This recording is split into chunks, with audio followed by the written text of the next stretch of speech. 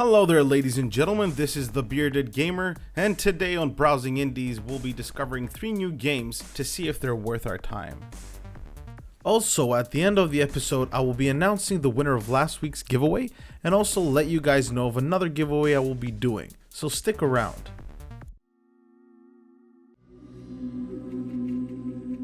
Being a point and click game, it's naturally not very popular, but Through Abandoned 2 The Forest is one of the very few point and click games I've played whose puzzles can all be solved using logic.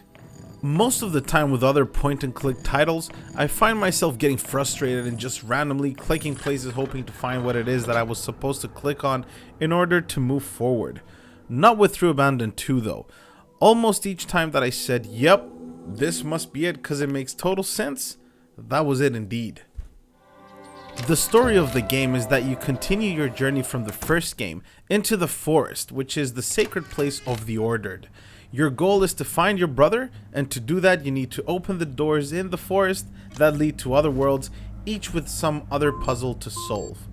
There's really not much more to it. It's a rather short game which you can purchase for €2.99 on Steam, and if you're into this type of game, you'll enjoy it. The graphics are simple and look like drawings rather than actual graphics, but this, in my opinion, gives another note to the game. A more simplistic, old school note that I personally like. It sort of brings back memories of other games I used to play growing up. If you want to play the story from the beginning, also check out Abandoned, which you can pick up for just 99 cents, which means you'd be getting both games for a little less than €4.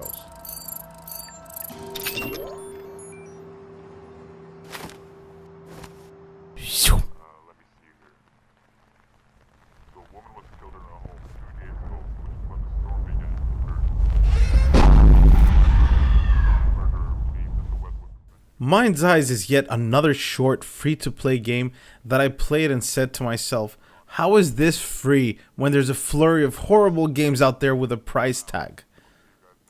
I've played quite a few horror games in my life, and few have actually managed to scare me to the point where I just didn't want to play through its entirety.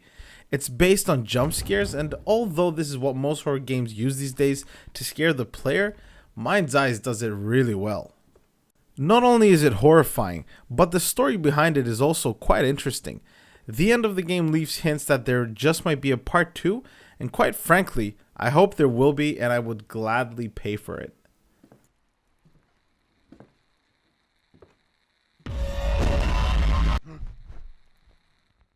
The game's graphics are pretty good, and the atmosphere and background sounds really make you feel like you're in a place where bad things will happen.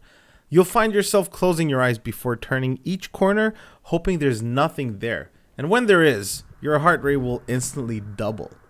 Another interesting thing about this game is that the first half of it is set in a small apartment. There's no levels or anything like that. You just walk around the apartment and things happen. The game is supposedly set in a dream, or in this case a nightmare, and at some point you're not sure whether you'll ever wake up from it. Why are you stuck in this nightmare? What put you there? How do you get out? Can you get out? Well, play the game and find out. Tom.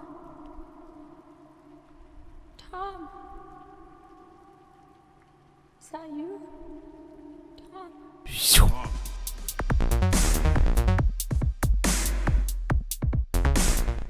140 is a minimalistic platformer based on the beat of the electro-style music playing in the background. The platforms or items in the game move according to the beat, so you will need to find your inner rhythm in order to manage to get through the levels.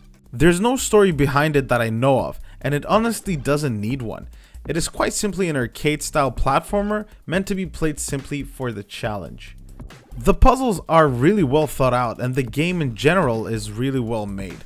Unlike most platformers, there aren't any of those moments where you'll be screaming, "But I landed on the platform!" when you fail a jump. If you fail to jump, it's because you failed and not because of some sort of glitch. It's really well polished, and I feel like the game's creators achieved exactly what they wanted to. This comes as no surprise if you consider that the developer is Jeppe Carlsen, who was in charge of gameplay direction for the very well-known game Limbo. You can tell how much attention they paid to detail when making 140 by paying attention to the music. It doesn't just play in the back while you play the game. but the whole world moves accordingly, and there are also moments where you'll be located somewhere blocked on both ends, and the music will sound as it would if you were actually located there. As any self-respecting arcade platformer, at the end of each level you find a boss, which, as the rest of the game, will require you to synchronize yourself with the rhythm in order to get through. Simple, pretty, good music, and you can pick it up for €4.99 on Steam.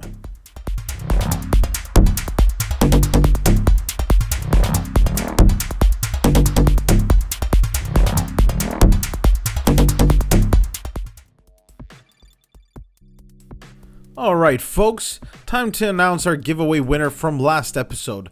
Having used a random comment selector, the winner is... Electro Drives.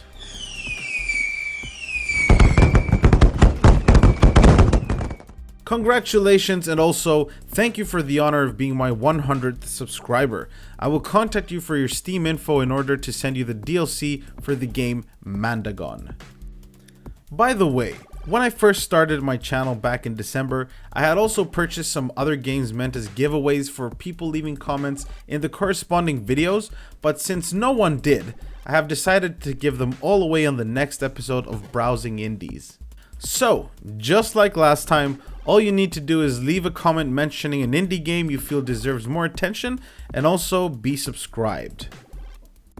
The games that will be given away are Brothers: A Tale of Two Sons, Dead Core, Gemcraft: Chasing Shadows, Sandmason, Super Meat Boy, and the Developer Alliance Pack, which includes 4 games: Beep, Camera Obscura, Out There Somewhere, and Polarity. 6 winners will be selected and will choose one of these gifts. The first winner has first choice, second winner second choice, and so on. Good luck to everyone.